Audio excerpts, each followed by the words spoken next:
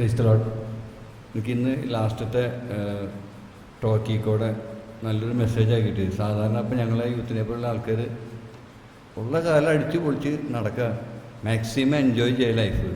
എന്ത് ചെയ്താലും നമ്മൾ ഉള്ള കാലം അടിച്ച് പൊളിച്ച് തിന്നുക, കുടിക്കുക, എങ്ങനെ വേണമെങ്കിലും ജീവിക്കുക. അവസാന ദിവസം മരിക്കുമ്പോൾ അത് വീട്ടുകാർ അല്ലെങ്കിൽ എല്ലാവരും കൂടി കുഴിച്ചിട്ടുള്ളൂ. അങ്ങനെയാണ് ജീവിതം അവസാനിക്കുന്നുള്ളൊരു കൺസെപ്റ്റ് മാറി. കാരണം ഇനി നമ്മൾ എങ്ങനെ ജീവിക്കാം, മരിച്ചു കഴിഞ്ഞാൽ എന്ത് സംഭവിക്കും?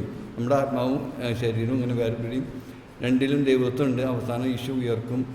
ഈശോയുടെ വരവ് കൃത്യമായിട്ട് എനിക്കറിയാം, എന്നെ ബോധ്യപ്പെടുത്തി തന്നു. അപ്പം അന്ന് എന്ത് സംഭവിക്കുക എങ്ങനെയെന്നുള്ളതിനെ പറ്റി കൂടുതൽ ഒരു ക്ലാരിഫിക്കേഷൻ ഇന്നത്തെ ക്ലാസ്സിലൂടെ, അവസാനത്തെ ക്ലാസ്സിലൂടെ, നിത്യായുസിൻ്റെ ക്ലാസ്സിലൂടെ എനിക്ക് കിട്ടി.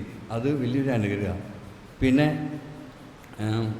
ഇവിടെ ആരാധനയുടെ സമയത്ത് എപ്പോഴും എനിക്ക് ഇങ്ങനെ ഒരു ശരിക്കും നല്ലൊരു വെളുത്തൊരു പ്രാവ് ഇങ്ങനെ കിടന്ന് അടിക്കുന്ന ശരിക്കും ഇങ്ങനെ വരിക എന്നുള്ളൊരു ഭയങ്കര ഒരു അനുഭവം ഉണ്ടായി എനിക്ക് ഓരോ ആരാധനയുടെ സമയത്ത്.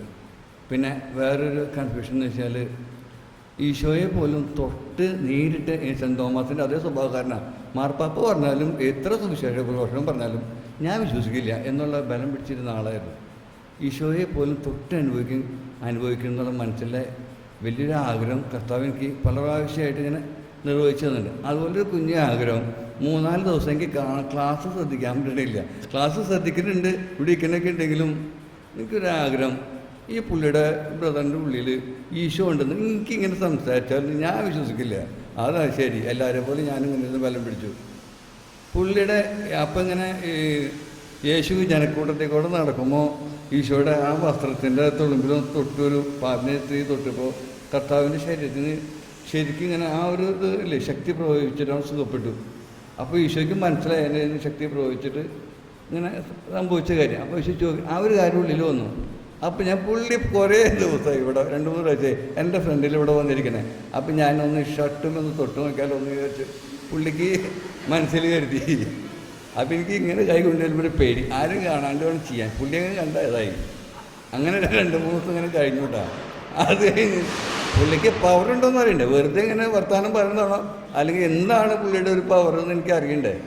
അപ്പം ഞാൻ എന്ത് ചെയ്തെന്ന് വെച്ചാൽ ഇങ്ങനെ സംസാരിച്ചിട്ടില്ലേ 2 ദിവസം മുമ്പ് ഈ ബ്രദർ ഓടി വന്നിട്ട് അറിയാണ്ട് ഈ മൈക്കരോടൊക്കെ കുഞ്ഞാരോട്ട് തട്ടി. എൻ്റെ അമ്മ എനിക്ക് ഭയങ്കര അപ്പം തുടങ്ങി ആളെ ബ്രദർ അത്ര വേറെ ഉദ്ദേശിച്ചിട്ടൊന്നും കരിച്ചിട്ട് തട്ടിപ്പോൾ തുടങ്ങി എനിക്ക് എന്തെന്നല്ല ഭയങ്കര ഹാപ്പിനെസ്. അപ്പം എനിക്ക് ഞാൻ ഞാൻ അറിയാതെ പറഞ്ഞു ഇങ്ങനെ സ്തുതിച്ചു. സാധാരണ ഒരു മനുഷ്യന് അപ്പം ഞാൻ എപ്പോഴും ഇങ്ങനെ ഈശോയുടെ മൊത്തം ഇങ്ങനെ ബ്രദറിൻ്റെ മുഖത്ത് നോക്കും. അങ്ങനെ ഒരു അനുഭവം ഇത് വന്നിട്ടുണ്ടായിരുന്നു. പിന്നെ അത് ദൈവത്തിന് സ്തുതി. എനിക്കൊരു വലിയൊരു അനുഭവമായിരുന്നത്. എനിക്ക് നേരിട്ട് അറിയണം ഇത്. കാരണം എന്ന് വെച്ചാൽ ചെറുപ്പത്തിലെ കൺസ്ട്രക്ഷൻ വർക്ക് പഠിച്ചപ്പോൾ വേറെന്ന് വെച്ചാൽ പുള്ളി ഇന്ന് എങ്ങനെ ജീവിക്കണമെന്ന് ഇതിൻ്റെ ആളാണെന്ന് കൃത്യമായിട്ട് എനിക്കറിയാം.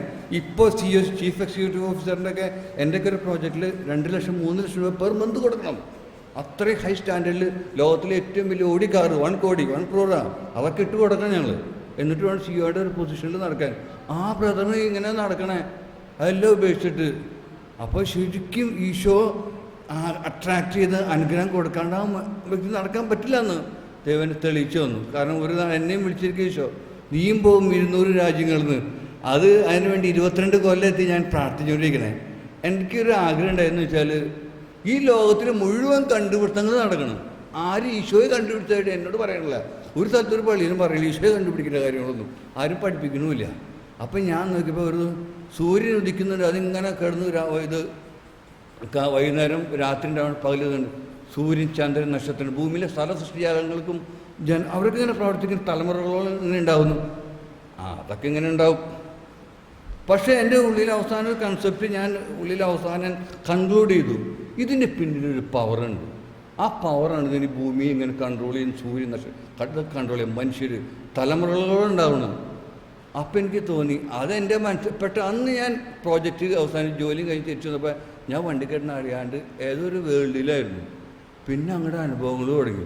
പിന്നെ വീട്ടിൽ വന്ന് എൻ്റെ ഗസ്റ്റ് റൂമിലേക്ക് കിടന്നത് കണ്ണടിച്ച് സോഫയിൽ കിടന്ന് ഞാൻ അങ്ങനെ അടിച്ചു വീണു. ഒരുപാട് കാര്യങ്ങൾ. അപ്പോൾ നമ്മൾ ചിന്തിക്കുന്നത് പോലും ദൈവം അറിയുന്നുണ്ട് എന്നുള്ളത് വ്യക്തമായി. പിന്നെ അവിടെ നിന്ന് അങ്ങോട്ട് അനുഭവങ്ങളുടെ ഒരു ഘോഷയാത്രയായിരുന്നു. പിന്നെ എനിക്ക് ലാസ്റ്റ് പറയാനുള്ള ഒറ്റ കാര്യം മാത്രമേ ഉള്ളൂ. 22 കൊല്ലമെത്തി ഈ ഹോളി സ്പിരിറ്റിൻ്റെ എനിക്ക് ശക്തമായിട്ട് അനുഭവമുണ്ട്. അപ്പോൾ ഈ കുഞ്ഞു ഹൃദയത്തിലേക്ക് എങ്ങനെ ഈശോ വരുന്നു എന്നുള്ളത് ഞാൻ 22 കൊല്ലത്തിട്ട് എപ്പോഴും ഇങ്ങനെ പ്രാർത്ഥിച്ചുകൊണ്ട് ധ്യാനങ്ങളൊക്കെ കൂടിക്കൊണ്ട് ഇങ്ങനെ പോയിക്കൊണ്ടിരിക്കും. ക്ലാരിഫിക്കേഷൻ ഈ 2 ദിവസം മുമ്പ് ഈ ബ്രദർ ഇങ്ങനെ ഗ്ലാസ്സിൽ കൈ കാണിച്ചില്ലേ, ഗ്ലാസ് കാണിച്ചില്ലേ, ഞാൻ ശരിക്കും അങ്ങോട്ട് വേർത്തു പോയി. കർത്താവ് നീ ഇങ്ങനെയാണ് എൻ്റെ ഉള്ളിൽ വന്നത് എന്നുള്ളതിന് കറക്റ്റ് ക്ലാരിഫിക്കേഷൻ ഇപ്പോഴാണ് എനിക്ക് കിട്ടി. 22 കൊല്ലം ഞാൻ അന്വേഷിച്ചു, എങ്ങനെ നീ കുഞ്ഞു ഹൃദയത്തിൽ നീ വന്നു. വ്യക്തമായിട്ട് ഞാൻ അനുഭവിച്ചു, ഞാൻ കർത്താവിൻ്റെ സാന്നിധ്യം വരവും. Praise the Lord.